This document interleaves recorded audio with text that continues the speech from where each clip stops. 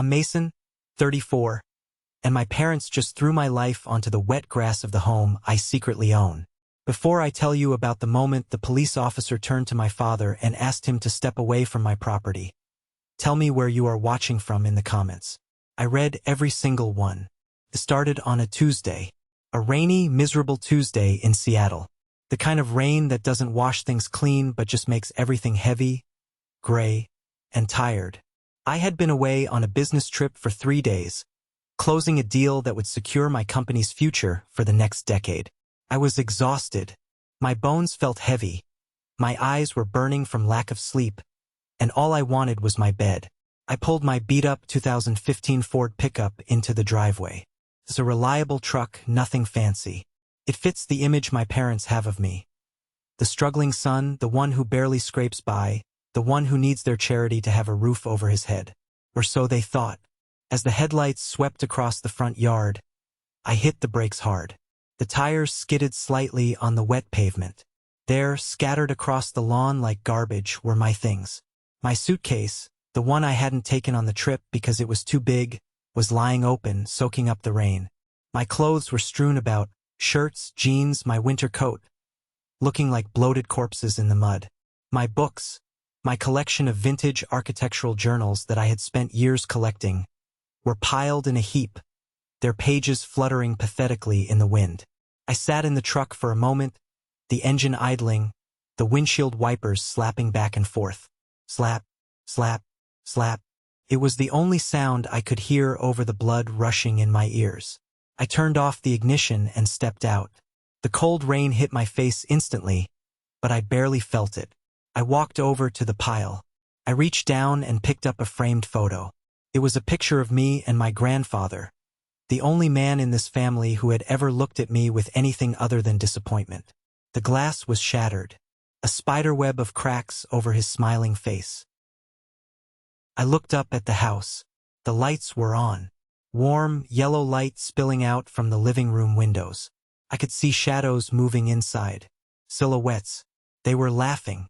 I could see my father's head thrown back, his hand holding a glass of wine. My mother was clapping her hands together. They were celebrating, while my life dissolved in the mud outside. I walked to the front door, my boots heavy with water. I reached into my pocket, my fingers brushing against the cold metal of my house key. I jammed it into the lock and twisted. It didn't turn. I frowned, wiping the rain from my eyes, and tried again. I jiggled it. I pulled it out and shoved it back in. Nothing. The key hit a wall. It wasn't just stuck. The mechanism was completely different. They had changed the locks. Panic started to rise in my chest, hot and sharp. Not panic about being homeless, I had options, but the panic of absolute betrayal. I raised my fist to pound on the door, to scream, to demand an answer. But then, my phone buzzed in my pocket. It was a text message. From Dad. I swiped the screen with a wet thumb. The message was short, brutal. My house, my rules. Leave. We need the room for someone who actually appreciates family. Don't make a scene, Mason. Just go. I stared at the words. My house. The audacity of those 2 words nearly made me laugh out loud. A dark, bitter laugh that bubbled up from my stomach. My house. I looked back at the window. My father, Robert, was standing there now, looking out into the dark. He couldn't see me standing in the shadows of the porch, but he was looking at my truck. He took a sip of his wine, a smug look of satisfaction on his face. He looked like a king surveying his kingdom, a man in total control of his domain. He had no idea. I didn't knock. I didn't scream. I lowered my hand.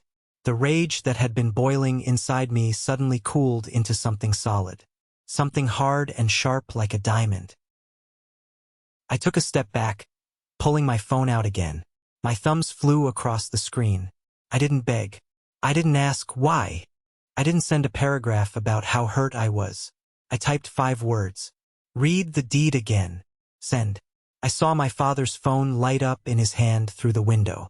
He looked at it. He frowned. He showed the phone to my mother, Linda. She glanced at it and waved her hand dismissively, like she was swatting away a fly. They laughed again. Robert typed something back. My phone buzzed. Stop living in a fantasy world. Mason, grow up. Dylan is moving in tomorrow. He needs the space for his new life. He's actually making something of himself. Get your junk off my lawn before I call the city to haul it away. Dylan, of course. My younger brother. The golden child. The one who could do no wrong, even though he had never held a steady job for more than 6 months in his life. Dylan, who drove leased cars he couldn't afford and wore watches that cost more than my first car. So that was it. They were kicking me out to make room for Dylan. I looked at the shattered photo of my grandfather in my hand one last time, then gently placed it on the porch railing where it wouldn't get wetter. I walked back to my truck. I didn't pick up the clothes. I didn't try to salvage the books. They were evidence now.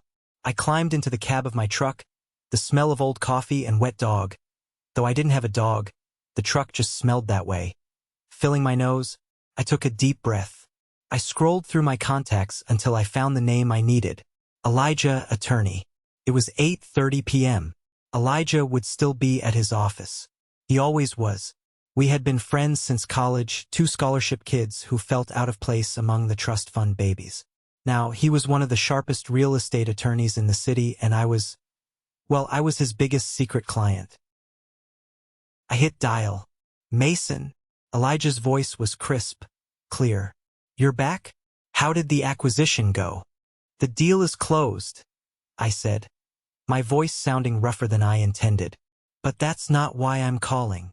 You sound like you're standing in a hurricane. Is everything okay? Elijah, open the file for 422 Oak Creek Lane. There was a pause on the other end. The sound of typing. Okay. The LLC file.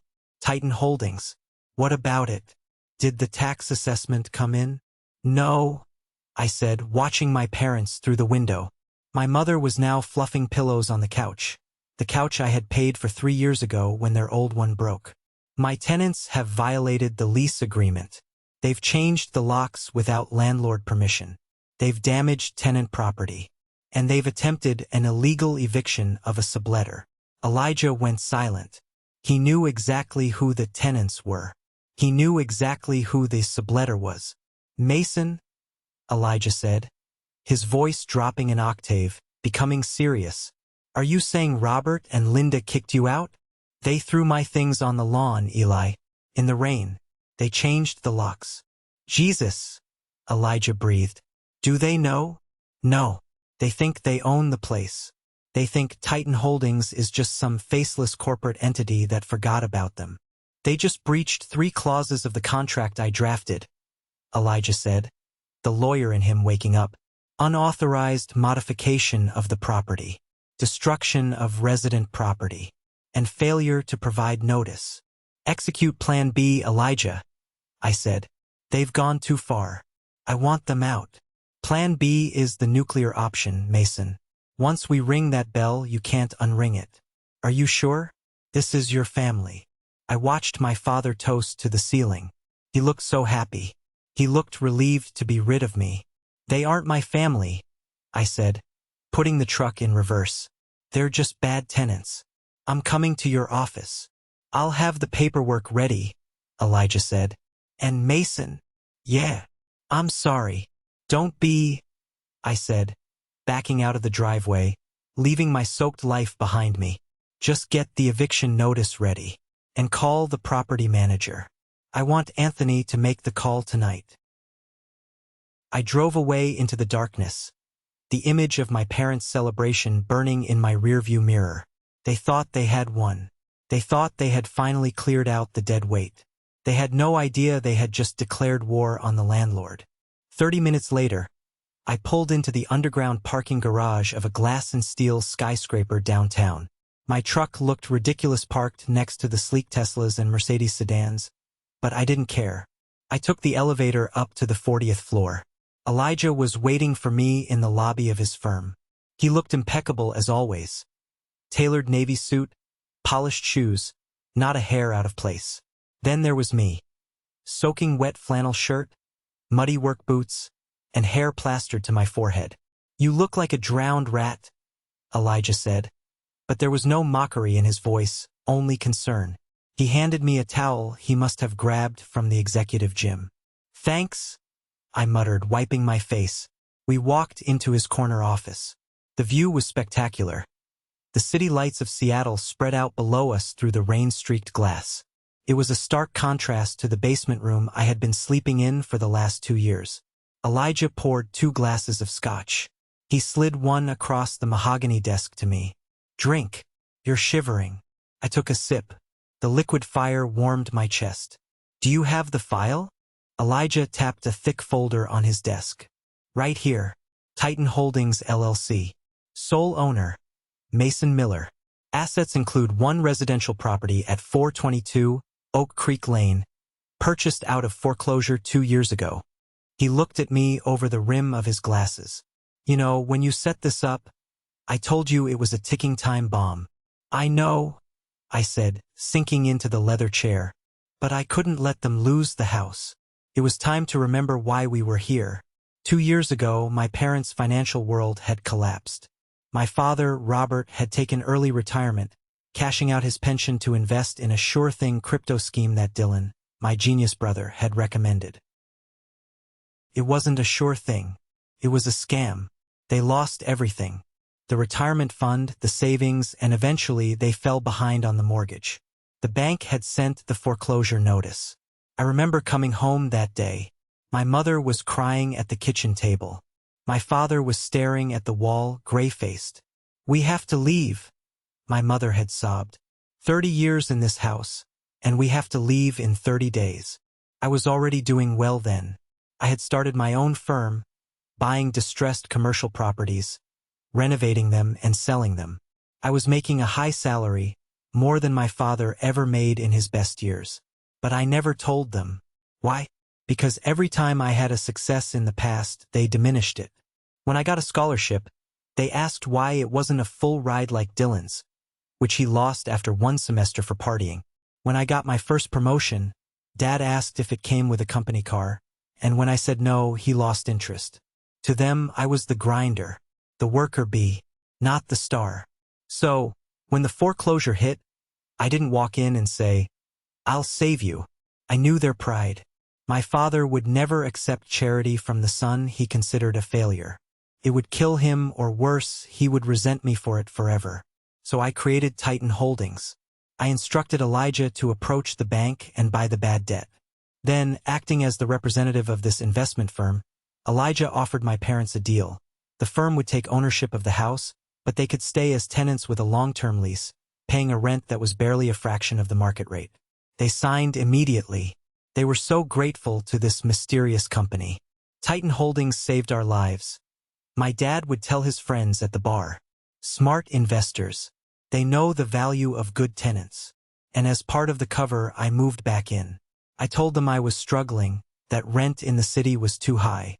They let me stay in the basement, the unfinished, damp basement, charging me rent that was exactly equal to the amount they had to pay Titan Holdings.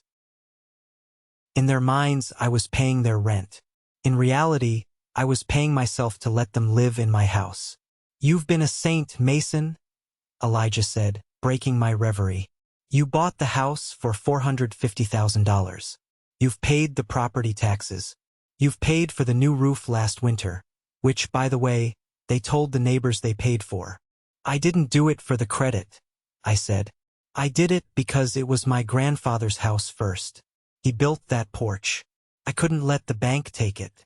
"Well, the bank isn't taking it," Elijah said, opening the folder. "But the owner is taking it back." He spun a document around to face me. "This is a notice to quit. Immediate eviction due to lease violation. But we need to be careful. Washington state tenant laws are tricky. However, since you are also a resident they illegally locked out, we have leverage. It's not just a landlord-tenant dispute. It's a criminal lockout." "What about Dylan?" I asked. "The text said he's moving in tomorrow." Elijah smirked. "Ah, the prodigal son. I ran a quick background check on him when you called." He pulled out another sheet of paper. "Dylan isn't moving in because he's making something of himself. He's moving in because he's being evicted from his luxury condo downtown. He hasn't paid rent in 4 months. And," Elijah paused for effect, His Porsche 911? It's up for repossession. The repo order was filed yesterday. I shook my head. So he's broke. Again. He's worse than broke. He's drowning. And he needs a free place to stay while he figures out his next con. Your parents are his safety net. And to make room for the prince, the pauper had to go. They picked the wrong horse, I said quietly. They bet on the horse with the flashy paint job but broken legs, Elijah corrected. And they kicked the workhorse that was pulling the carriage. My phone buzzed again.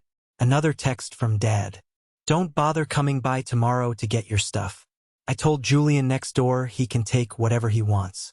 Consider it a storage fee. My blood ran cold. Julian was the neighborhood scavenger. He would take anything that wasn't nailed down. My grandfather's tools were in those boxes.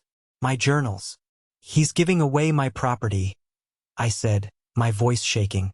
Elijah stood up, buttoning his jacket. Okay, that's it. We aren't waiting for the mail. We're doing this live. He pressed a button on his intercom. Anthony. Yes, sir. The voice of the property manager, the face of Titan Holdings, came through. Call the tenants at 422 Oak Creek. Record the call. Inform them of the breach. Tell them the owner is aware of the unauthorized occupants and the lockout. On it, Anthony replied. Elijah looked at me. You want to hear this? Put it on speaker, I said. I needed to hear it. I needed to hear my father's arrogance one last time before I shattered it. I needed to know that I wasn't the bad guy here. Elijah pulled out his cell phone, patched into Anthony's line, and set it on the desk. We waited. The ringback tone purred. Once, twice. Hello, my father's voice. He sounded annoyed, interrupted. Mr. Miller? This is Anthony from Titan Holdings Property Management. Oh, Anthony. Dad's voice changed instantly. It became sycophantic, overly friendly. The voice he used for people he thought had money. How are you? We were just talking about you guys. Wonderful company. I felt sick to my stomach. Mr. Miller. Anthony's voice was cold, professional. We have received a report of a disturbance at the property. Specifically, an illegal lockout of a subtenant, Mason Miller, and the destruction of personal property. There was a silence on the line. Then a scoff. Disturbance? No. There's no disturbance. Mason is my son. He was just staying for a bit. We asked him to leave. Family matter. Nothing for Titan to worry about. Mr. Miller, your lease agreement lists Mason Miller as a registered resident. You cannot change the locks on a registered resident. That is a violation of your lease. Furthermore, we understand you are moving in an unauthorized tenant, a Mr. Dylan Miller. Now hold on a minute. Dad's voice hardened.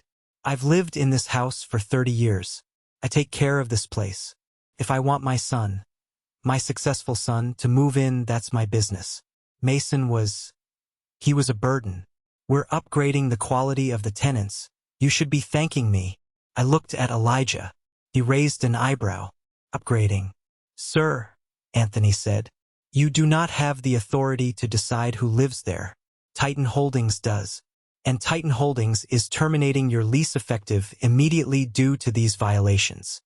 You can't do that, Dad shouted. I know my rights. I'll sue you. I know people. Read the deed, Mr. Miller, Anthony said, repeating my text message. We are sending a representative to the premises. Good night. The line went dead. I looked at Elijah. He still doesn't get it. He thinks he's fighting a corporation, Elijah said. He thinks he can bully a manager. He has no idea the corporation is sitting right here. Elijah tossed me his car keys. Take the Rolls. I stared at him. What? My car. Take the Rolls-Royce. If you're going to show up to evict them, don't go in your truck. Go as the landlord. Go as the owner of Titan Holdings. I looked at the keys, the heavy weight of them in my hand. Are you coming? I asked. Oh, I wouldn't miss this for the world. Elijah smiled, a shark-like grin. I'll ride shotgun. Let's go get your house back. The drive back to the house felt different in the Rolls-Royce Ghost. The rain didn't pound against the roof. It whispered. The heated leather seats soothed my aching back. The silence inside the cabin was absolute, insulated from the world outside. Elijah drove. I sat in the passenger seat, watching the familiar streets roll by. My phone was connected to the car's Bluetooth, but I was focused on a different screen. My iPad. 2 years ago, when I renovated the electrical system in the house, I had installed a Nest security system. Cameras at the front door, the back door, and one in the main hallway. My parents knew about them. I told them it was a requirement from the insurance company, but they didn't know I had the admin access. They thought it was just a passive alarm. I pulled up the live feed. The scene in the driveway had changed. A bright yellow Porsche 911 was parked diagonally across the driveway, blocking my spot. It was flashy, loud, and utterly impractical, just like Dylan. I switched to the living room camera. The audio was crisp. My mother was pacing the room, wringing her hands. My father was red-faced, pacing in the opposite direction. Dylan was sitting on my recliner, his feet up on the coffee table, scrolling through his phone with a bored expression. His fiancée, a girl named Chloe who looked like she would rather be anywhere else, was inspecting her nails. "I don't understand," Mom was saying. "Why would the management company call us? Who told them?" "It was Mason," Dad spat. "That spiteful little brat. He probably called them crying as soon as he drove off, trying to make trouble for us." "Just ignore them, Dad," Dylan said, not looking up from his phone. "Property management companies are all bark and no bite. They can't evict you without a court order. Takes months. By the time they file the paperwork, I'll have closed my big deal and we can just buy the place from them." I laughed bitterly in the car. "Buy the place? With what money, Dylan? The repo man is chasing you." "That's right," Dad said, seizing on Dylan's confidence. "You're right, son. You know business. Mason doesn't know anything about how the real world works. He thinks because he fixes up a few dumps he's a real estate mogul. He's just jealous," Mom added. "He's always been jealous of you, Dylan. That's why we had to do this. We couldn't have his negative energy around when you're starting this new chapter." "Exactly," Dylan said. "Besides, I need the garage space for the Porsche. Mason's truck was an eyesore. Did you see the oil stain he left?" I looked at Elijah. "He's driving a rental, isn't he?" "Worse," Elijah said, glancing at the iPad. "That plate? It's a dealer plate. He probably test drove it for the weekend and never took it back. He's playing a dangerous game." On the screen, Dad poured himself another glass of wine. His hand was shaking slightly, despite his bravado. "I told that Anthony guy off. Read the deed," he said. "Ha! I don't need to read the deed. I signed the deed over to Titan Holdings. I know what it says." "Did you actually read the fine print though, Robert?" Mom asked, a flicker of worry in her voice. "Linda, stop worrying. It's a standard leaseback. I'm the head of this household. No one tells me who can live under my roof." "What about Mason's stuff?" Chloe asked. Her voice was small. "It's really raining out there. Maybe we should bring it into the garage." "No!" Dad roared. "Leave it. If he wants it, he can come get it. If he steps foot on this property, I'm calling the police. In fact," he pulled out his phone. "What is he doing?" I whispered. "He's doubling down," Elijah said. 911, Dad said into the phone.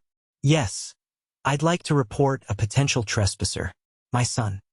He's been evicted, but he's threatening to come back and cause trouble. He's unstable. Yes, Mason Miller. I want an officer here to ensure he doesn't harass us." "Thank you." He hung up and smiled at Dylan. "There. Now let him try to come back." I felt a cold knot in my stomach. My own father was weaponizing the police against me.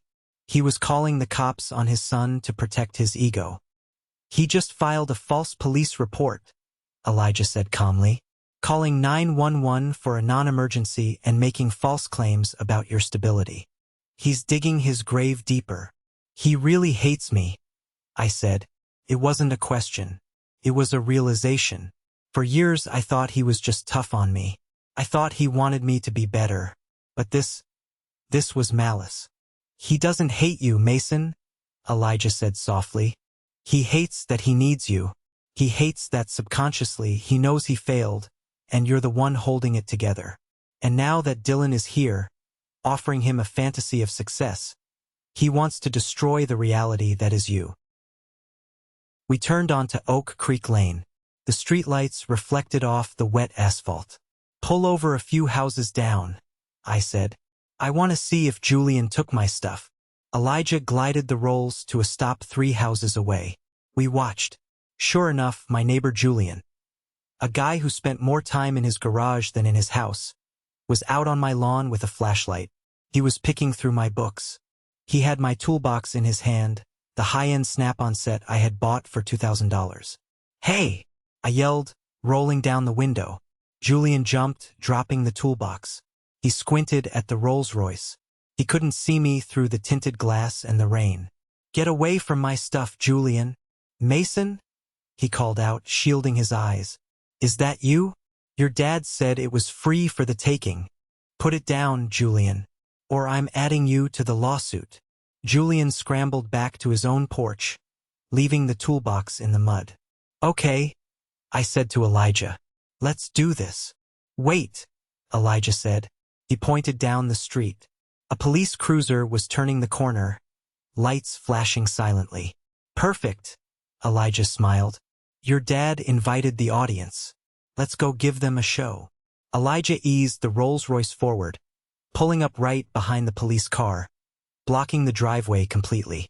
The massive grille of the car looked like the teeth of a beast in the headlights. I saw the front door open. Dad stepped out, looking triumphant as he saw the police. Then he saw the Rolls-Royce. His expression faltered. He didn't know anyone with a Rolls-Royce. Officer Thomas stepped out of his cruiser. I knew Thomas. We had played high school football together. He was a good guy, straight arrow. Robert, Thomas called out. You called about a disturbance? Yes, Officer Thomas. Dad walked down the steps, pointing at the Rolls. And look, now someone is blocking my driveway. Probably one of Mason's delinquent friends. I opened the passenger door. I stepped out into the rain, but this time, I opened a large black umbrella Elijah had handed me. I stood to my full height, adjusting the cuffs of my suit jacket. I had changed into a spare suit I kept at Elijah's office. Hello, Dad, I said. Dad stopped dead. He stared at me. He stared at the car. He stared at Elijah, who was stepping out of the driver's side with a briefcase. Mason, Dad squinted. Whose car is that? Did you steal it? Officer Thomas, I said, ignoring my father. Good to see you again. Mason, Thomas looked confused. Your dad said you were trespassing and unstable. I'm not trespassing, Thomas. I'm the landlord. Dad let out a bark of laughter. Landlord? You're delusional. Officer, arrest him. He's on drugs or something. He's talking nonsense. Dylan came out onto the porch holding a beer. Whoa, nice wheels. Who did you rent that from, bro? Turo? Elijah walked up to Officer Thomas. He didn't look at my dad. He didn't look at Dylan. He handed the officer a single laminated document. Officer, Elijah said, his voice projecting clearly over the rain. My name is Elijah Vance, attorney at law. I represent the owner of this property. We are here to enforce an immediate eviction due to criminal lockout and lease violations. Eviction, Dad shouted. You can't evict me. I have a lease with Titan Holdings. I stepped forward, closing the distance between me and my father. I looked him in the eye, the man who had belittled me my whole life, the man who had thrown my grandfather's picture in the mud. Dad, I said quietly. He looked at me, sneering. What? I am Titan Holdings. The silence that followed my declaration was heavier than the rain. What did you say? Dad asked. His voice wasn't loud anymore. It was a whisper, trembling with a mix of confusion and rising fear. Titan Holdings, I repeated, enunciating every syllable. Titan, as in the Titans of Greek mythology. Grandpa used to read those stories to me. Remember? No, you probably don't. You never listened. You're lying, Mom said from the porch. She was hugging herself against the cold, looking small and fragile. You work in construction, Mason. You fix toilets. I own a construction firm, Mom, and a property development company. I bought this house 2 years ago when the bank was 3 days away from putting a padlock on that door. I bought your debt. I set up the LLC to save your dignity. Bullshit, Dylan yelled. He stumbled down the steps, the beer sloshing in his glass. He's lying, Dad. He just printed some fake papers. Look at him. He drives a Ford. Officer Thomas looked up from the document Elijah had handed him.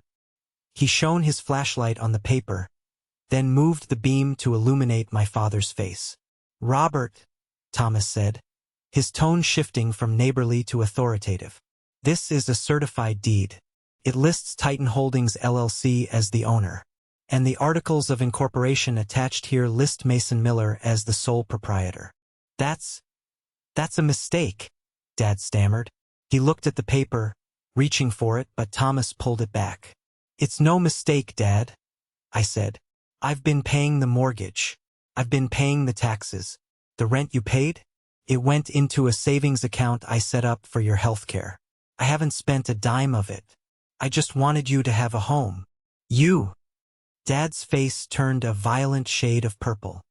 You tricked us. You let us live here thinking we were independent.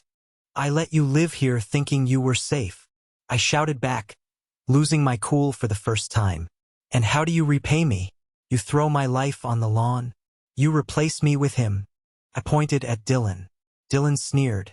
At least I didn't lie to my family for 2 years. No, you just lied about your job, your money, and your car. Elijah interjected smoothly. He looked at Dylan. By the way, Mr. Miller, speaking of cars, is that 2024 Porsche 911 yours? Yeah, it's mine.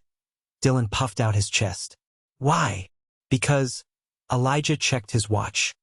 I believe the repo agents are looking for it. I might have mentioned to the dispatch where it could be found when I saw the plate on the security camera. As if on cue, a tow truck turned the corner. The flashing orange lights mixed with the blue of the police cruiser. Dylan's eyes went wide. No way. Checkmate, I muttered. Dad looked between me, Dylan, and the police officer. He was losing control of the narrative, and he knew it. He did the only thing he knew how to do, attack. I don't care about the paperwork, Dad screamed at Officer Thomas. I have a lease. I have tenant rights. You can't just kick us out at night in the rain. Squatters have rights. You aren't a squatter, Dad, I said. You're a tenant who violated the lease. But you're right. Usually eviction takes time. 30 days. Maybe 60. I stepped closer to him. But you changed the locks, Dad. You committed a self-help eviction against a legal resident me. In Washington state, that's illegal. And when you called 911 and filed a false report claiming I was a trespasser when you knew I lived here, that's another crime. Officer Thomas nodded. He's right, Robert. Filing a false police report is a misdemeanor. And the illegal lockout, that gives the landlord grounds for immediate removal if there's a safety concern. And considering you called the police on the landlord, he's my son, Dad pleaded, his aggression turning to desperation. He wouldn't press charges. He looked at me, the same look he gave me when he wanted me to fix the roof or lend him money for groceries that I knew went to wine. The look of expectation. I am your father, you owe me. Mason, Mom cried out. Please, don't do this. We're your parents. I looked at the pile of my clothes on the lawn. I looked at the broken photo of Grandpa. You stopped acting like parents the moment you threw me out in the rain to make room for the golden child, I said.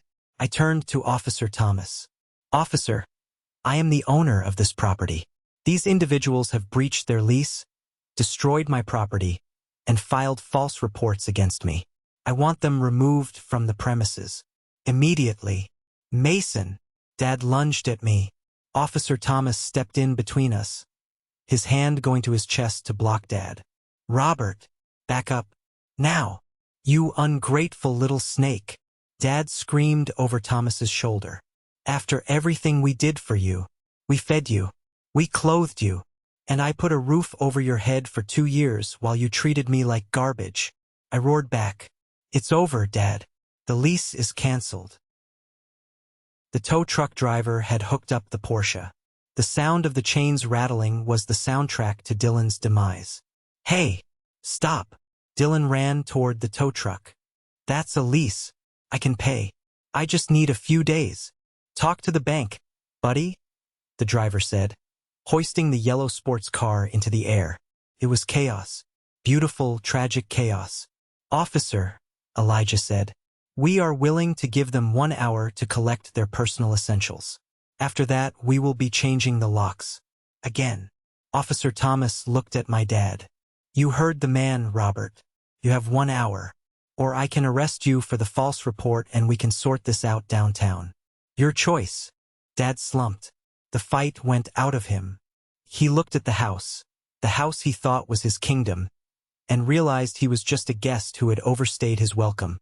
1 hour, Dad whispered. He looked at me with pure venom. You're dead to me. I've been dead to you for years, Dad, I said coldly. I just finally stopped paying for the funeral. The next hour was the longest of my life. I stood in the entryway of the house watching them pack. I didn't help. I didn't offer boxes. I just stood there, leaning against the wall, with Elijah by my side and Officer Thomas waiting on the porch. The dynamic in the house had shifted violently. Dylan was in the living room, frantically shoving his clothes into trash bags.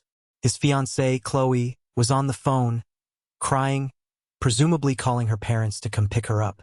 She had realized the successful entrepreneur she was marrying was a fraud with a repossessed car and homeless parents.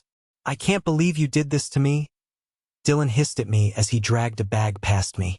You ruined everything. You ruined it yourself, Dylan, I said calmly. You spent money you didn't have. You lied to Mom and Dad. You were going to let them kick me out so you could live here for free. I was going to take care of them. With what? I asked.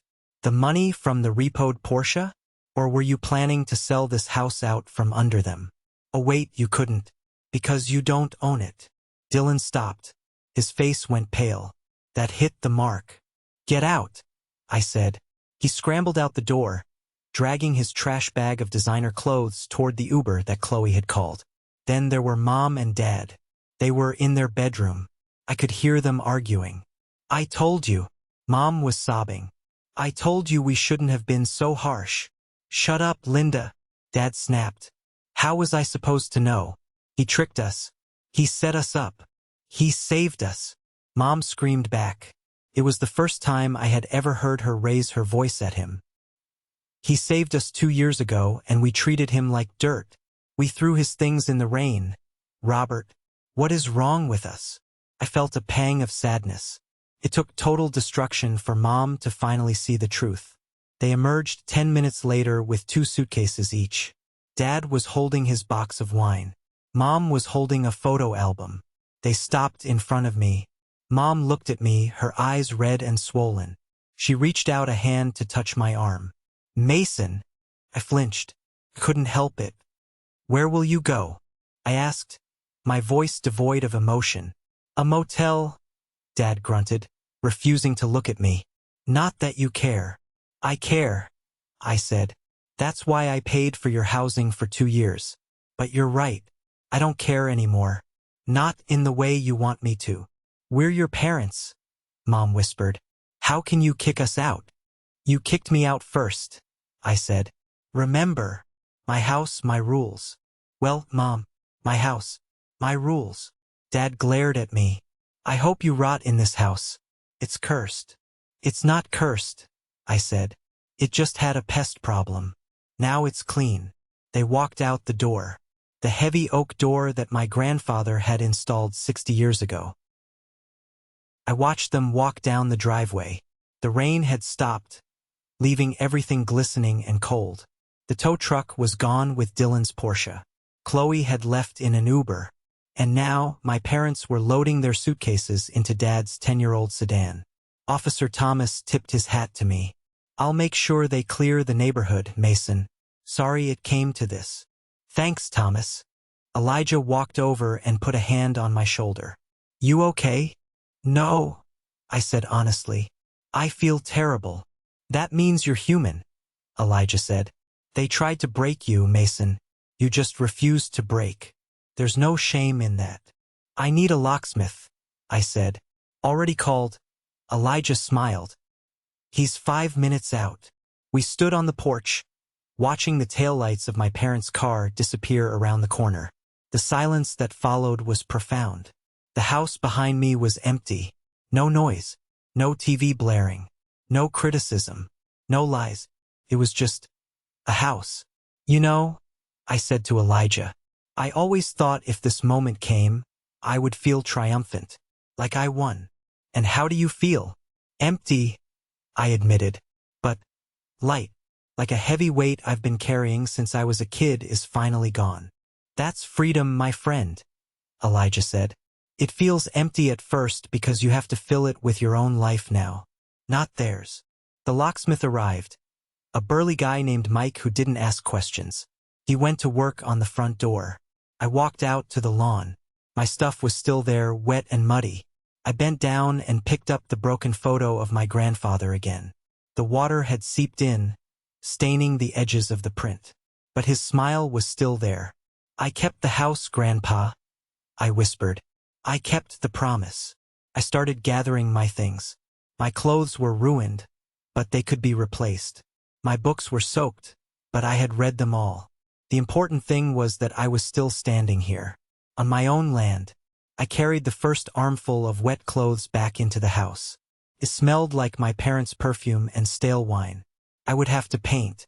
I would have to rip up the carpets. I would have to exorcise every ghost of their memory from these rooms. But for tonight it was shelter. As I closed the front door, with its new lock, my phone buzzed. I looked at it. A voicemail. From Dad. I stared at the screen. Part of me wanted to delete it, to never hear his voice again. But curiosity, that dangerous thing, took hold. I pressed play. I sat on the floor of the empty living room, the phone in my hand on speaker. The room echoed slightly. The voicemail started with a sniffle. A ragged, wet sound. Mason? Mason, please pick up. It's Dad. His voice was unrecognizable. Gone was the arrogance. Gone was the master of the house tone. He sounded broken. Old. Look, we're at the Motel 6 off the highway. God, Mason, it smells like cigarettes. The bed is hard. Your mother hasn't stopped crying. I listened, staring at the ceiling. I know we messed up. Okay, we messed up bad. But you have to understand, Dylan, he promised us. He said he had millions coming. He said he would buy us a villa in Florida. We wanted to believe him. We wanted to believe one of our boys made it big. One of our boys. Even in his apology, he couldn't help but twist the knife.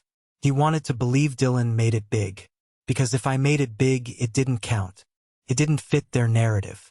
Mason, please, just let us come back. I'll sign whatever you want. I'll pay real rent. I can't stay here. I'm an old man. Please, son. Don't do this to your family. Call me back. Please. The message ended with a sob. I sat there for a long time. The silence of the house pressed in on me. Don't do this to your family. That was the line that stuck. He was framing it as something I was doing to them, not the consequence of what they did to me. He still didn't take responsibility. He blamed Dylan's lies. He blamed the motel's smell. But he didn't say, I'm sorry I treated you like garbage for 30 years. He was sorry he got caught. He was sorry he lost his comfort. My finger hovered over the call back button. It would be so easy. I could call them. I could bring them back. I could be the hero again. They would be grateful. For a month. Maybe 2. And then, slowly, the comments would start again. The criticism. The subtle digs. And eventually, they would resent me even more for having power over them. I knew this cycle. I had lived it my whole life. No, I said aloud to the empty room. I hit Delete. Then I went to my contacts and blocked the number. Then Mom's number. Then Dylan's. I stood up. My knees popped. I felt exhausted, but for the first time in years, I felt safe in my own home. I walked to the kitchen. I opened the fridge. It was full of their food. Dad's wine. Mom's diet sodas. I grabbed a trash bag. I started clearing it out. Everything.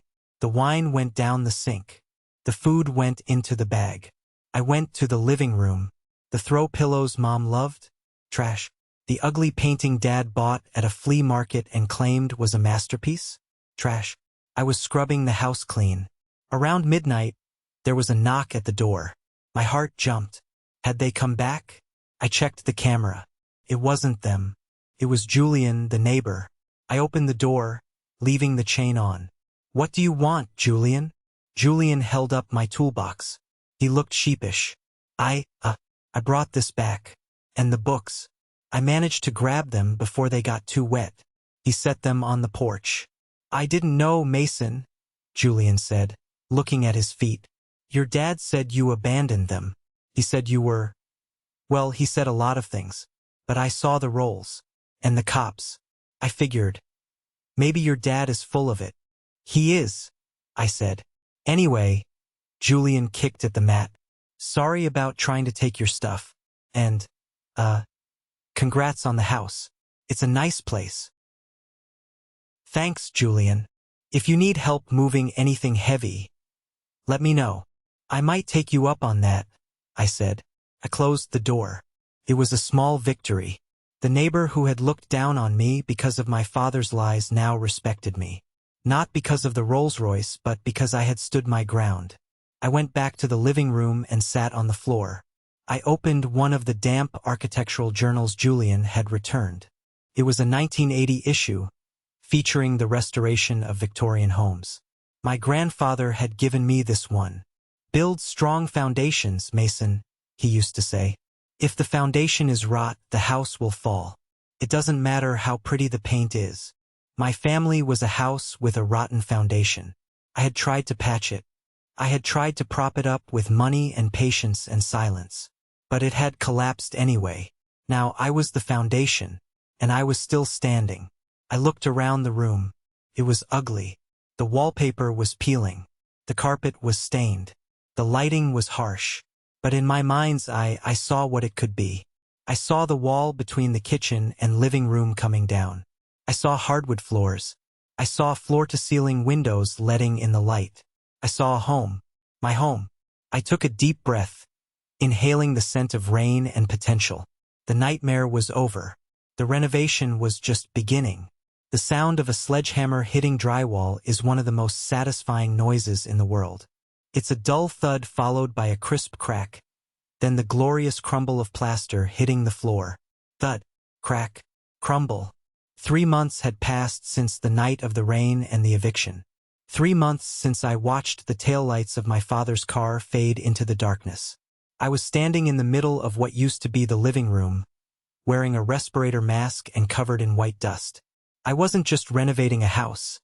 I was performing surgery. I was cutting out the cancer. I swung the hammer again. A massive chunk of the wall separating the kitchen from the living room gave way. Light from the backyard window spilled through the new opening, illuminating the space where my father's recliner used to sit. The dark, oppressive cave they had created was gone. I was letting the house breathe for the first time in decades. Julian, my neighbor, was hauling debris out to the dumpster in the driveway. He had become a regular fixture around here. It turned out that Julian wasn't just a scavenger. He was a retired carpenter with too much time on his hands and a garage full of tools. Once he realized I wasn't the ungrateful brat my father had painted me to be, he offered to help. First, I tried to pay him. He refused. He said he was just happy to see the house getting the love it deserved. You know, Julian said, pausing to wipe sweat from his forehead. Your dad always said this was a load-bearing wall. Said it couldn't be moved. I looked at the exposed beams above us. I had already installed the LVL beam to support the weight. Dad said a lot of things, Julian. Most of them were wrong. Ain't that the truth? Julian chuckled, hoisting a bag of plaster. I put the hammer down and took a sip of water. My muscles ached, but it was a good ache. It was the pain of building something, not the pain of carrying someone else's burden. My phone rang. It was Elijah. I wiped my hands on my jeans and answered. "Hey, Eli. If you're calling to tell me the permit for the deck is delayed again, I'm going to scream." "The permit is fine," Elijah said. His voice was tight, serious. It was the same tone he used the night we evicted them. "Mason, are you sitting down?" "I'm standing in a pile of rubble." "What's wrong?" "I've been going through the audit. The deep dive into the Titan Holdings accounts and your personal credit history. You asked me to make sure everything was clean before we refinanced for the renovation loan." "Yeah." Cold knot formed in my stomach. "Did I miss a payment?" "No," Elijah said, "but someone else didn't." He paused, the silence stretching thin over the line. "Mason, I found a home improvement loan taken out 18 months ago, $20,000. High interest. It was secured against the equity of the house." I frowned. "That's impossible. I didn't take out a loan. I paid for the roof with cash from my savings." "I know," Elijah said, "but the bank has a promissory note here. It has your signature on it. Or at least a signature that looks like yours." The world seemed to tilt slightly. The dust in the air felt suffocating. "Who?" I asked, though I already knew the answer.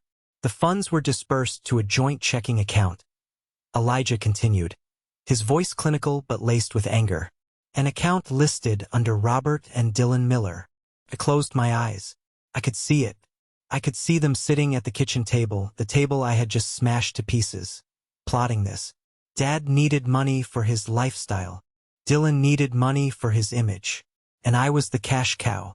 "They forged my signature," I whispered. "They committed bank fraud. Identity theft." "It gets worse," Elijah said gently. "The loan purpose was listed as emergency structural repairs. They used the house, your house, as collateral. If they had defaulted on this loan, the bank could have put a lien on the property. They risked the very roof over their heads to get quick cash." "Where did the money go?" "I traced it. 10,000 went to a luxury car dealership, probably a down payment on a lease for Dylan. 5,000 went to a credit card payoff for your father. The rest, cash withdrawals at a casino." I sat down on a stack of drywall. The sledgehammer lay at my feet, heavy and useless against this kind of damage. I thought I had felt the maximum amount of betrayal possible the night they kicked me out. I thought I had hit rock bottom with them. But I was wrong. There was a basement to the rock bottom. They hadn't just lived off my charity. They had actively stolen from me. They had committed a felony, smiling in my face every day, eating the food I bought, while spending money they stole in my name.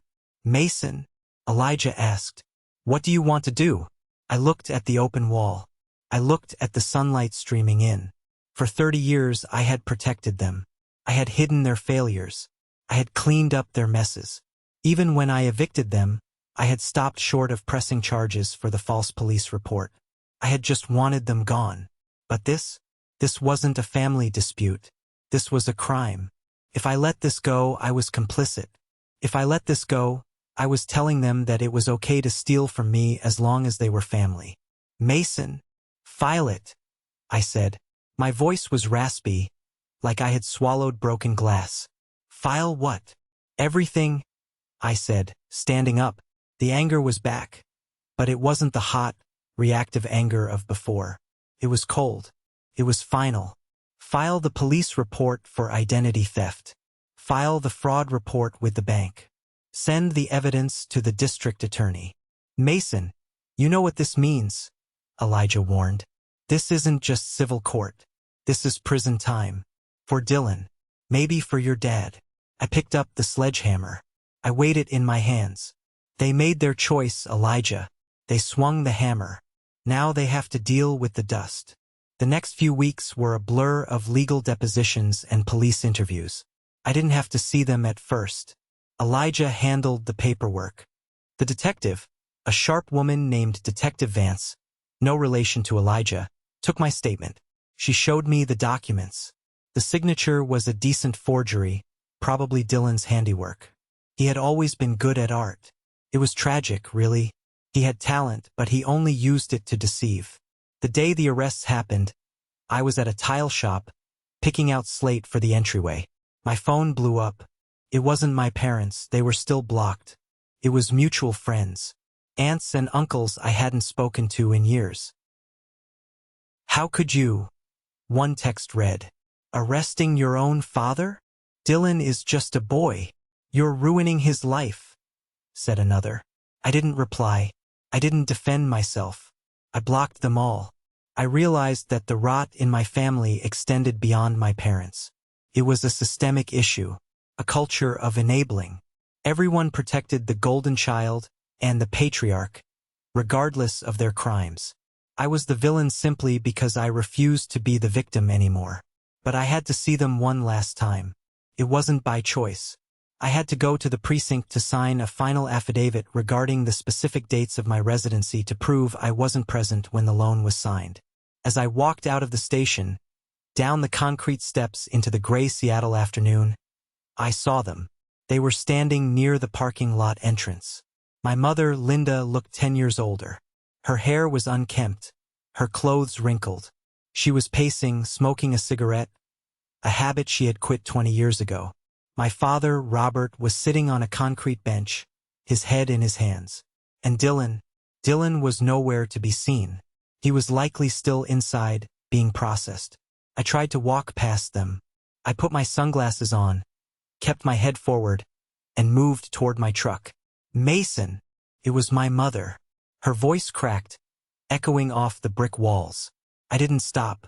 "Mason, please." She ran toward me. She grabbed my arm. I stopped then. I looked down at her hand on my jacket. Her fingernails were bitten down to the quick. "Let go," I said. "He's your brother," she sobbed. "They're talking about grand larceny, Mason. Fraud. They're saying 3 to 5 years. He won't survive in there. He's soft." "I know he's soft," I said. "That's why he stole from me instead of working. We can pay it back," Dad shouted, standing up. He walked over, his gait unsteady. "I'll get a job. I'll work at Walmart. I don't care. We'll pay you back every cent. Just drop the charges." "It's not up to me anymore, Dad," I said. "The bank is pressing charges. The state is pressing charges. I'm just a witness. You can tell them it was a misunderstanding," Dad pleaded. "Tell them you gave us permission verbally. Tell them you forgot. If you say that, the case falls apart." I stared at him. Even now, facing the ruin of his favorite son, facing the destruction of his own reputation, he was asking me to lie. He was asking me to commit perjury. He was asking me to set myself on fire so they could stay warm. "You want me to lie to the police?" I asked. "You want me to go to jail for perjury so Dylan can walk free?" "You won't go to jail," Dad said dismissively. "You're the victim. They won't prosecute you for being confused." "I'm not confused," I said. "And I'm not a victim anymore." I pulled my arm away from my mother's grip. "You forged my name," I said, my voice low and steady. "You looked at a document that would put me in debt for $20,000, and you signed it. You didn't care if it ruined my credit. You didn't care if I lost my business. As long as Dylan had his Porsche and you had your casino money. We were going to pay it back," Mom cried, "before you found out." "But you didn't," I said. "And you wouldn't have." I turned to walk away. "I have no son," Dad screamed at my back. It was the same thing he had said that night on the lawn. But this time it held no power. It was the impotent scream of a man who had lost control. "You're right," I said without turning around. "You don't. You have a felon and a stranger." I got into my truck and drove away.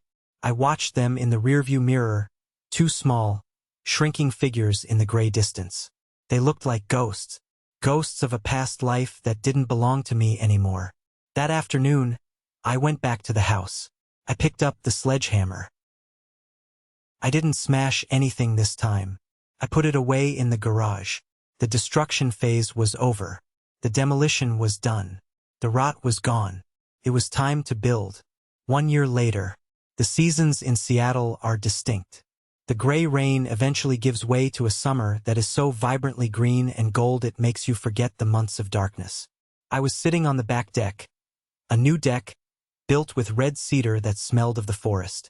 In my hand was a mug of black coffee. The steam rose in the cool morning air, dancing in the shafts of sunlight filtering through the trees.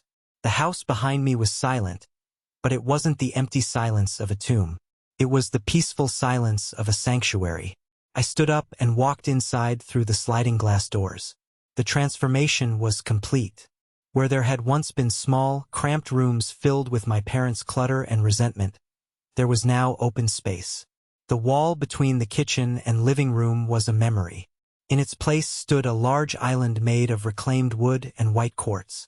The floors were no longer stained beige carpet but warm, honey-colored oak that felt solid under my bare feet. I walked to the living room, the spot where my father's recliner used to sit. The throne from which he judged me was now occupied by a sleek, modern drafting table. My sketches were spread out across it. Plans for a new community center downtown that my firm had just won the bid for. This wasn't just a house anymore. It was my studio, my retreat, my home. There was a knock at the front door. I walked through the entryway. Stepping on the slate tiles I had picked out that day I learned about the arrest. I opened the door. Elijah stood there, holding a bottle of champagne. Next to him was Julian, holding a grotesque-looking casserole dish covered in foil. "Housewarming, round 2? I asked, smiling. "Anniversary," Elijah corrected. 1 year of independence. "And I made my famous tuna surprise," Julian announced proudly. "It's mostly surprise." "Come in," I said, stepping aside. We gathered around the kitchen island. The light poured in through the new skylights I had installed. It washed over everything, making the room feel clean and honest. "So," Elijah said, popping the cork, "to the victor go the spoils." He poured 3 glasses. "How are you feeling?" he asked. He wasn't asking about the house. He was asking about the news from last week. The trial was over. Dylan had pleaded guilty to fraud and identity theft in exchange for a lighter sentence. He got 18 months in minimum security, plus probation and mandatory restitution. My father managed to avoid jail time by claiming ignorance and throwing Dylan under the bus. A final act of cowardice, but he was hit with a massive fine and a permanent mark on his record. They were living in a small, subsidized apartment 2 towns over. They had lost the social standing they valued so much. Their friends had abandoned them when the truth came out. They were alone with their bitterness. I paused, looking around the room. I looked at the framed photo of my grandfather, now restored and hanging in a place of honor on the wall. "I feel like I can finally breathe." "You did good, kid," Julian said, poking at his casserole. "You stood tall. Most people would have folded." "I almost did," I admitted. "If you guys hadn't been there, if I hadn't made that call to you, Eli, I might still be sleeping in that basement, paying their rent." "You saved yourself, Mason," Elijah said, raising his glass. "We just handed you the hammer. You're the one who swung it." We drank. The champagne was cold and crisp. Later that evening, after Julian had gone home and Elijah had left to go back to his family, I sat on the front porch steps. The sun was setting, painting the sky in hues of purple and orange. I looked at the lawn. The grass was green and neatly trimmed. There were no trash bags, no broken pictures, no screaming matches. Car drove by slowly. It was a Porsche, not a yellow one but a silver one. It slowed down as it passed my house, the driver admiring the renovation. Then it drove on. I smiled. I remembered the envy I used to feel when I looked at Dylan's leased cars. I remembered feeling like a failure because I drove a truck and wore work boots. I remembered believing my parents when they said I wasn't enough. But sitting here now, I realized the truth. Success isn't a Porsche in the driveway that the bank owns. Success isn't a fake title or a lie you tell your neighbors. Success is the peace of mind that comes from knowing you built your life with your own hands. Success is turning a key in a lock that you own, walking into a space that reflects your soul, and answering to no one but yourself. I looked at my hands. They were rough, calloused. There was a small scar on my thumb from the renovation. They were the hands of a builder. My grandfather was right. The foundation is everything. My family had tried to build their lives on a foundation of lies and appearances, and it had crumbled. I had dug down to the bedrock, cleared away the rot, and poured something new. I took a sip of my coffee, watching the first stars appear in the twilight. I was alone, yes. I didn't have parents to call on Sundays. I didn't have a brother to share memories with. There was a sadness in that, a phantom limb pain that I knew would never fully go away. But I was free, and as I sat there, on the porch of the house I had fought for, paid for, and rebuilt, I finally understood the text I had sent my father that rainy night. Read the deed. It wasn't just a piece of paper. It was a declaration of existence. This is my house. This is my life. And for the first time, I am truly home. Personal message to you, my friends. Wow. We made it. If you've listened this far, I want to say thank you. Sharing this story wasn't easy. There were moments while writing this where I had to stop because the anger and the hurt felt fresh again. But I shared it because I know I'm not alone. I know there are some of you out there right now who are feeling like the Mason of your family. Maybe you're the one who always gives and never receives. Maybe you're the one who fixes everything while being told you're broken.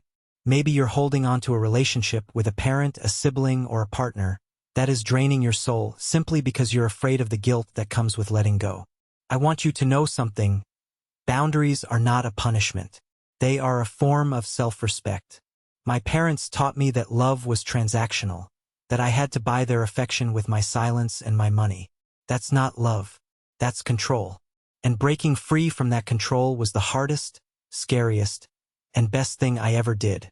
You don't have to set yourself on fire to keep others warm. You have the right to your own life, your own resources, and your own peace. I want to hear from you. What is the one thing you took away from my journey? Did this story give you the courage to say no to someone in your life? Or maybe you just enjoyed seeing justice served? Please leave a comment below. If you don't know what to say, just type the word good. Seeing that simple word tells me that we are connected, that you understand, and that we are all building our own foundations, one brick at a time. You are stronger than you think. Build your house. Protect your peace. Thank you for listening.